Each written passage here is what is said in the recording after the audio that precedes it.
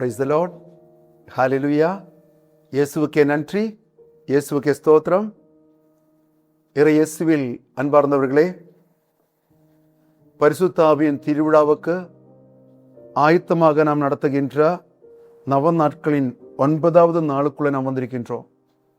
தூயாவின் கனியாக இருக்கின்ற தன்னடக்கத்தை பற்றி இன்று நாம் சிந்திக்க போகிறோம்.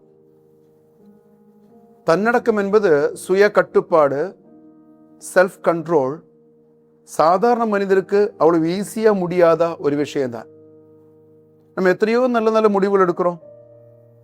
நிறைய பேர் முடிவு எடுப்பாங்கல்ல, நாளையில் இருந்து நான் தண்ணடிக்க மாட்டேன், இனி நான் மொபைலை தொடவே மாட்டேன், காலையில் எழுந்து டெய்லி நான் எக்ஸசைஸ் பண்ணுவேன், டிசிப்ளினா வாழ தொடங்குவேன். மாணவர்கள் முடிவெடுப்பாங்கல்ல, இனிமேல் அடுத்த மாதத்தில் இருந்து அன்றாடம் எடுக்கின்ற பாடத்தை எல்லாம் அன்றாடம் நான் படித்து முடிப்பேன். எத்தனையோ நல்ல முடிவுகள் எடுக்கிறோம். ஆனால் எத்தனை பேர் காப்பாற்றுவது உண்டு? நாம் எடுக்கின்ற முடிவுகளை நாமே கேட்பதில்லை. நமக்கு நம்மே ஜெயிக்க முடியல. சாதாரண விலங்குகளை போல சாதாரண மனிதர்களாக வாழ்ந்து கொண்டிருக்கிறோம். பசி வந்தால் உணவு அருந்துகிறோம், தாகம் வந்தால் தண்ணி குடிக்கிறோம், தூக்கம் வந்தால் தூங்குறோம், கோபம் வந்தால் வெடிக்கிறோம். இது ஒரு பழக்கமா போயிருச்சு. ஆனால் கடவுளால் வழிநடத்தப்படுகின்ற பிள்ளையாக வாழ்ந்தால் நம்மையே கட்டுப்படுத்தக்கூடிய, நம்மையே வெல்லக்கூடிய, ஜெயிக்கக்கூடிய அபிஷேகம் கடவுள் நமக்கு தருவார்.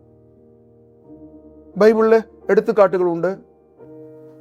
மத்தேயு நற்செய்தி 4வது அதிகாரத்தில் இயேசு கிறிஸ்து 30 வயதுகாரன் திருமுழுக்கு முடிந்த உடனே பாலைவனத்திற்கு தன்னுடைய பொது வாழ்க்கையை ஆரம்பிப்பதற்கு ஆயத்தமாக 40 நாள் ஜெபிக்க போன நிகழ்ச்சி உண்டு.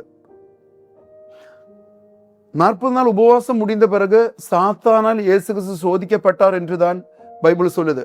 3 விதமான சோதனைகள். கற்களை அப்பமாக மாற்ற வேண்டும், உடலுக்கு வந்த சோதனை. ஆலயத்தின் மேலிருந்து குதிக்கணும், வானதூதர்கள் தாங்கிக் கொள்வார்கள், எல்லாரும் முன்னாடியும் பாராட்டும் கைத்தட்டும் கிடைக்கும். உள்ளத்திற்கு வந்த சோதனை. சாத்தான் நெடுஞ்சான் கிடையாக விழுந்து ஆராதிக்கணும், அப்பொழுது எல்லாம் சாத்தான் இயேசு கிறிஸ்து கொடுப்பார். ஆத்மாவிற்கு வந்த சோதனை. இது 3ம் ஒரே நாளில் வந்ததல்ல. ஆண்டவருடைய வாழ்க்கை முழுவதும் நடந்த சோதனைகளை தொகுத்து எழுதியதாக இறையியல் ஞானிகள் சொல்லுகிறார்கள்.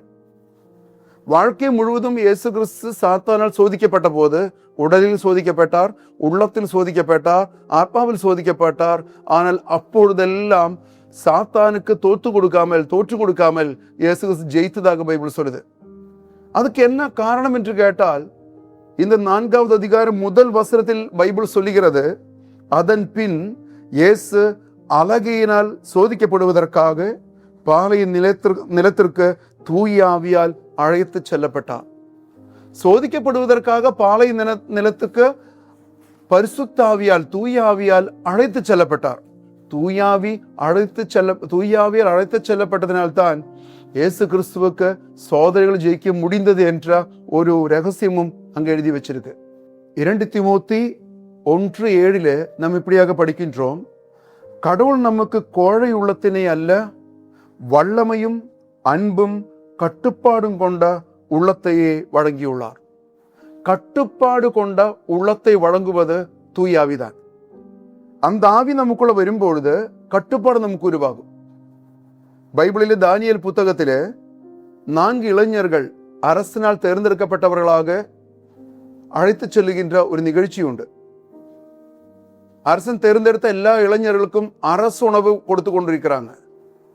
ஆனா 4 பேர், தானியேல், அனனியா, மிசாவேல், அசரியா, இவர்கள் 4 பேர் சொன்னாங்க, எங்களுக்கு அரச உணவு வேண்டாம். அரசு உணவிலே நான்வெஜ் இருக்கும், ட்ரிங்க்ஸ் இருக்கும், எல்லா உலக சந்தோஷங்களும் இருக்கும். எங்களுக்கு அரசு உணவு வேண்டாம், நாங்கள் மரக்கறி உணவே சாப்பிடுகிறோம் என்று சொல்லி வெஜிடேரியனா மாறி சாப்பிடுகிற ஒரு நிகழ்ச்சி உண்டு. எல்லாம் முடிந்து அவங்க டெஸ்ட் பண்ணி பார்க்கும் பொழுது, சோதித்து பார்க்கும் பொழுது எல்லா இளைஞர்களை விட அவர்கள் சிறந்தவர்களாக விளங்கினார்கள் என்று பைபிள் சொல்லுவதுண்டு. அப்படி என்றால் சில கட்டுப்பாடுகள், சில கண்ட்ரோல்கள் நம்முடைய வாழ்க்கைக்கு ஆசீர்வாதம் உருவாக்கும் என்பதில் சந்தேகம் கிடையாது. உடலுக்கு தோணுவது போல, உள்ளத்திற்கு தோணுவது போல நம்ம விட்டு கொடுக்காமல் சில கட்டுப்பாடுகள், சில தன்னடக்கங்கள் நம்முடைய வாழ்க்கைக்கு மிகப்பெரிய ஆசீர்வாதம் உருவாக்கும். நீதிமொழிகள் புத்தகத்திலே 16:32 சொல்கிறது, 16:32 சொல்கிறது, நகரே அடக்குகிறவரை விட தன்னை அடக்குகிறவரே சிறந்தவர். நகரை அடக்குவதற்கெல்லாம் ஈஸியான காரியம். ஆனா தன்னையே அடக்குறது ஈஸியான காரியம் அல்ல. அவர்கள் தான் சிறந்தவர்கள். எத்தனையோ பேரு தியானம் முடிந்து போகும்பொழுது முடிவெடுப்பாங்க, இனி நான் தண்ணி அடிக்க மாட்டேன், இனி நான் ஆபாசமான சினிமாக்கள் பார்க்க மாட்டேன், இனி நான் தேவையான நட்புகள் வைக்க மாட்டேன், முடிவெடுத்து போவாங்க. 1 மாதம் 2 மாதம் 3 மாதம் முடியும்போது மறுபடியும் விழுந்துருவாங்க. காரணம், அவர்கள் அடைக்கலம் தேடியது சொந்த திறமையிலும் சொந்த சக்தியில தான். மனித சக்திகளால் மனிதனையே காப்பாற்ற முடியாது. நமக்கு அதற்கான சக்தி வெளியிருந்து வர வேண்டும்.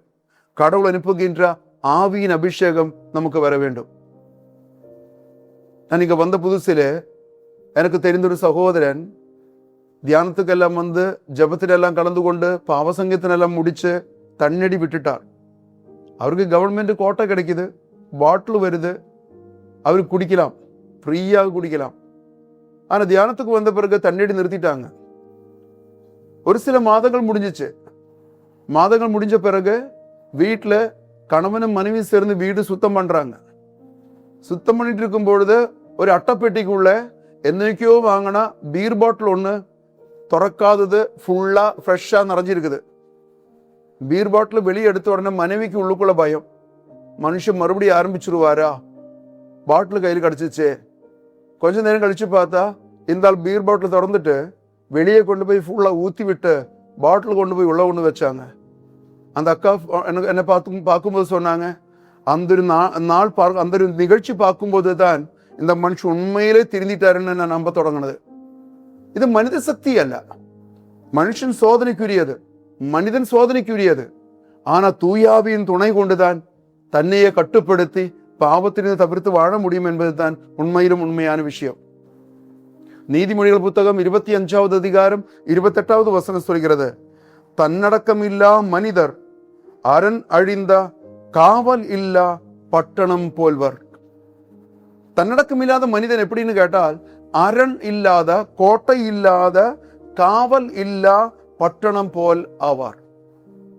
அதனால் தன்னடக்கம் நமக்கு தேவைப்படுகிறது. பலரும் தியானல முடிஞ்சு போகும்போது சொல்லுவாங்கல்ல, என்னோட பழைய சுபாவமா இருந்தா நடக்கிறதே வேற. சிலர் சொல்லுவாங்க, ஃபாதர் நான் மட்டும் தியானத்துக்கு வராம இருந்திருந்தாக்க எனக்கு கொலையே நடந்திருக்கும், தியானத்துக்கு நான் கொஞ்சம் மாறிட்டேன் அப்படின்னுவாங்க. அது அருமையான விஷயம். நாம் தன்னடக்கம் உள்ள மக்களாக மாற வேண்டும். அடிப்படை ஜன்ம சுபாவத்தில் மாற்றம் நமக்கு உருவாக வேண்டும். பவுலடிகளார் சொல்லுகிறார், 1 கொரிந்தியர் 9:25 அவர் சொல்லுகிறார், பந்தயத்தில் போட்டியிடுவோர் யாவரும் அழிவுறும் வெற்றி வாகையை சூடுவதற்காக தன்னடக்க பயிற்சிகளில் ஈடுபடுவர். நாமோ அழிவற்ற வெற்றி வாகையை சூடுவதற்காக இப்படி செய்கிறோம். சாதாரண உலகத்தில் வாழ்றவன், ஸ்போர்ட்ஸில் இருக்கிறவன் எல்லாம் விடியக்கால் 3 மணி 4 மணிக்கு எழுந்திரிச்சு எக்ஸசைஸ் பண்றான். எதுக்கு? அழிவுறக்கூடிய வெற்றி வாகையை சூடுவதற்காக அவர்கள் இவ்வளவு பயிற்சி செய்கிறான். அப்பொழுது பவுல் சொல்லுகிறார், நாம் அழிவற்ற வெற்றி வாகையை சூடுவதற்காக சில சுய கட்டுப்பாடோடு இருப்பது, தன்னடக்கத்தோடு இருப்பது மிகவும் நல்லது என்று பவுலுடைய நமக்கு போதிக்கின்றார். ஆதலால் தொடர்ந்து அவர் 1 கொரிந்தியர் 9:27 சொல்லுகிறார், பிறருக்கு நற்செய்தி அறிவிக்கிற நானே தகுதியற்றவனாக மாறிவிடாதவாறு என் உடலை அடக்கி கட்டுப்படுத்துகின்றேன். உடலை அடக்கி கட்டுப்படுத்துவது அவ்வளவு நல்லதாமா. எல்லாருக்கும் அறிவுரை சொல்லி ஊருக்கு உபதேசம் சொல்லிட்டு நாம் ஒரு கட்டுப்பாடு இல்லாமல் வாழ்ந்தால் நம்முடைய ஆத்மா இழந்து போகும் என்பதுதான் பவுல் சொல்லி கொடுக்கிற உண்மை. ஆதலால் எல்லாருக்கும் புத்திமதி சொல்லிக் நான் என்னையே சுயமா கட்டுப்படுத்த வேண்டும். அதனுடைய ஆத்மீக அபிஷேகத்துக்கு காரணமாகும். இன்னொரு வார்த்தையில் சொன்னால், உண்மையான ஆவியால் இயக்கப்படுகின்ற மக்கள் ஒரு சுய கட்டுப்பாடு உள்ள, தன்னடக்கமுள்ள ஒரு பிள்ளையாக இருக்கும் என்பதுதான் உண்மை. இப்ப நம்ம யாராவது தன்னடக்கம் விரும்புகின்றவர்கள் இந்த சமூகத்தில் இருந்தார், அவர்கள் என்ன செய்ய வேண்டும்? தீத்துனுடைய புத்தகம் 2வது அதிகாரம் 11-12 வசனம் சொல்கிறது, ஏனெனில் மனிதர் அனைவருக்கும் மீட்பராம் கடவுளின் அருள் வெளிப்பட்டுள்ளது. மனிதர் அனைவருக்கும் மீட்பராம் கடவுளின் அருள் வெளிப்பட்டுள்ளது. சோ அருள் என்றால் தூயாவி வெளிப்பட்டுள்ளது. யாருக்காவது இந்த தன்னடக்கத்தில் வளர வேண்டும் என்று விருப்பம் இருந்தால் ஆண்டவர் சொல்லுகிற விஷயம் தான், தூயாவி வெளிப்பட்டுள்ளது. அந்த தூயாவின் துணையை நாம் கேட்க வேண்டும். 12வது வசனம் சொல்கிறது, நாம் இறை பற்றின்மையையும் உலக சார்ந்த தீய நாட்டங்களையும் மறுத்து கட்டுப்பாடுடனும் நேர்மையுடனும் இறை பற்றுடனும் இம்மையில் வாழ இவ்வருளால் பயிற்சி பெறுகிறோம். இந்த பரிசுத்தமுடைய இந்த அருள் நமக்குள்ள வரும்பொழுது என்ன நடக்குமா? இறை பற்றின்மையும் உலக சார்ந்த தீய நாட்டங்களையும் மறுத்து கட்டுப்பாடுடனும் நேர்மையுடனும் இறை பற்றுடனும் இம்மையில் வாழ இவ்வருளால் பயிற்சி பெறுகிறோம். பரிசுத்தாவி வரும்பொழுது கட்டுப்பாட்டுடன் வாழ்வதற்கான வரம் அபிஷேகம் கிடைக்குமா? இந்த திருவிழாவினுடைய இறுதி நாட்களில் வரும்பொழுது நாம் ஆண்டவர்கிட்ட ஜெபிக்க வேண்டும், தூயாவினுடைய எல்லா கனிகளும் எனக்குள்ள நிரப்பித்தாரும். ஒவ்வொரு நாளும் முன்னேறி செல்லும் பொழுது தூயாவின் கனிகள் வளருவதற்காக அயராது பாடுபடுகிற அபிஷேகம் எனக்கு தாரும். வரங்களுக்காக நான் தேடி நடப்பதை விட, கொடைகளுக்காக நான் தேடி நடப்பதை விட, ஆண்டவருடைய கனிகள் நிரம்பிய ஒரு நபராக மாறுவதற்கு, அதற்கு பிறகு தெய்வீக வரங்களால் நிறைய கடவுளுக்காக செயல்படுவதற்கு எனக்கு ஆசீர்வாதம் தாரும் என்று நாம் ஜெபிப்போம். கரங்கள் கூப்புவோமா? கண்களை மூடிக்கொள்வோம். ஓ பரிசுத்த ஆவியே, தன்னடக்கம் என்றும் கனியை எனக்குள்ள நிரப்பித்தாரும். என்னுடைய விருப்பத்துக்கு ஏற்ப வாழாமல் தூய ஆவியால் இயக்கப்படுகின்ற தன்னடக்கம் உள்ள தெய்வீக வாழ்க்கை வாழ்கின்ற ஒரு சுய கட்டுப்பாடு உள்ள வாழ்க்கை எங்களுக்கு தாரும். அதன் வழியாக பயனுள்ள பிள்ளைகளாக இந்த உலகத்தில் வாழ்ந்து கனி தருவதற்கு எங்களை ஆசீர்வதியும். அம்மா மாதாவே, சூசி அப்பரே, எல்லா புனிதர்களே புனிதைகளே எங்களுக்காக பரிந்து பேசும். ஆமீன்.